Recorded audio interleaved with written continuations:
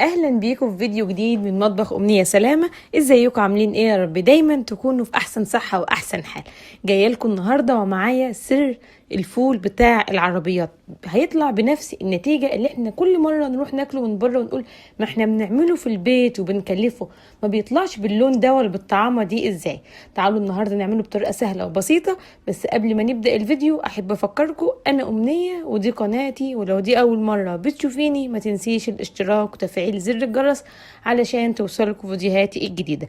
اول حاجه هجيبها، جبت النهارده نص كيلو من فول التدميس، ولازم وشرط اساسي ان تكون فول التدميس تكون فوله لونها فاتح، ده بيفرق معانا في النتيجه. اخدته نقيته وغسلته كويس، واول حاجه هحط عليه ميه بتغلي لمده ساعه. طب هنحطها ازاي؟ هنحط ميه بتغلي لمده ساعه، بعد ما يعدي نص ساعه هناخده نشطفه ونغير المية ونرجعه تاني ونحط عليه مية بتغلي تاني. يعني في الساعة اللي هننقع فيها الفول هنغير عليه المية المغلية مرتين، وفي كل مرة بناخده ونشطفه ونرجعه ونضيف عليه المية اللي بتغلي تاني.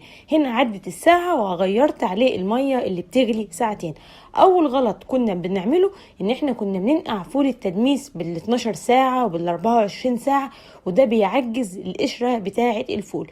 الفول الصح كمان ان احنا بنعمله من غير ما يتنقع نهائي، بس انا حبيت انقعه ساعة برضو علشان نضمن نظافته. حطيت الفول ممكن في حلة عادية، بس انا النهاردة استخدمت حلة الضغط وضفت له مية ضعف كمية الفول، وكل اللي هضيفه نص ليمونة يكون متشال منها البذر، مش اكتر من كده. عشان عملته في حلة الضغط هسيبه لحد ما يغلي، وبعد كده هوطي عليه وهسيبه هنا بعد ساعتين. هتقولوا لي حلة الضغط بعد ساعتين؟ بعد نص ساعة لو فتحنا عليه هنلاقي ان الفول استوى، قلب الفول مش القشرة.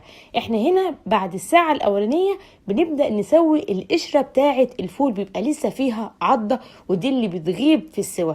شغلت عليه حلة الضغط ساعتين، وبعد كده فتحت اديته تقليبة علشان اضمن ان هو مش لازق في ارضية الحلة، وبعد كده شغلت عليه ساعة كمان. يعني اخد في حلة الضغط 3 ساعات، ولو في الحلة العادية مستحيل يطلع معاك الفول قبل من 6 ل8 ساعات كمان، علشان احنا بنسوي القشرة. الفول بتاعنا جهز بعد 3 ساعات، شلت منه الليمونة. وتعالوا نعمل بقى السر بتاع العربيات بالظبط. حطيت معلقة كبيرة من الدقيق او النشا، حطيت عليها معلقة صغيرة من الكركم ومعلقة صغيرة من البابريكا العادية مش المدخنة. طب لو ما فيش بابريكا ممكن نستخدم معلقة كبيرة من صلصة الطماطم، ولو ما فيش ولا ده ولا ده ممكن نحط نص معلقة من اللون الأحمر، لون غذائي بودر. هقلب الخليط ده كله لحد ما فك الدقيق بتاعي بميه بارده عادي، وبرجع ارجعه على حله الفول وانا مولعه عليها على نار هاديه، بس برجعه على مصفى وبسيبه على نار هاديه. شايفين شكل اللون، شكل الفول وقوام الميه بتاعته ولونه؟ طبعا ما ضفتش اي حاجه زي ما انتم شايفين، ولا عدس ولا طماطم ولا اي الحاجات ديت. تعالوا كمان نعمل البشاميل الكذاب او الصوص اللي بيحطوه في عربيات الفول.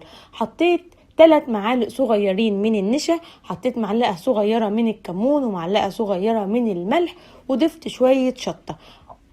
واخر حاجة هضيفها عصرت ليمونتين ومعلقتين من الخل. كل ده كده في البرطمان وهغطيه وهرج البرطمان كويس جدا لحد ما يكونش فيه اي اثر للدقيق اللي احنا حطيناه. واخر حاجة هضيفها، هضفت معلقة كبيرة من الطحينة، ممكن معلقتين زي ما انت حابة، احنا حاطينها بس للتطعيم. بقى كده عندنا صوص البشاميل او صوص الفول الكذاب. تعالوا انا هنا حطيته في علبة كده علشان يكون استخدامه سهل. وتعالوا نقدم الفول اللي احنا ما ضفنالوش اي اضافات. ده فعلا الفول بتاع العربيات او الفول بتاع محلات اللي هو المطاعم، الفول والطعمية. طبعا مش هيفضل يحط فول مدشوش وعدس ورز وغلة وكل الحاجات اللي احنا بنضيفها.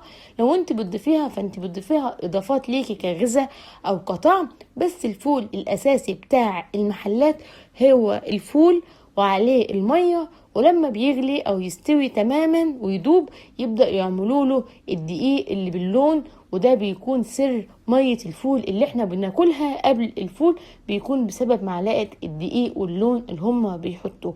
ده شكل الفول بتاعنا بعد ما خلصناه وحطينا عليه كده صوص الطحينة، ودي النتيجة الممتازة ليه. جربوه هيعجبكم. اشوفكم في فيديو جديد، اسيبكم في امان الله، مع السلامة.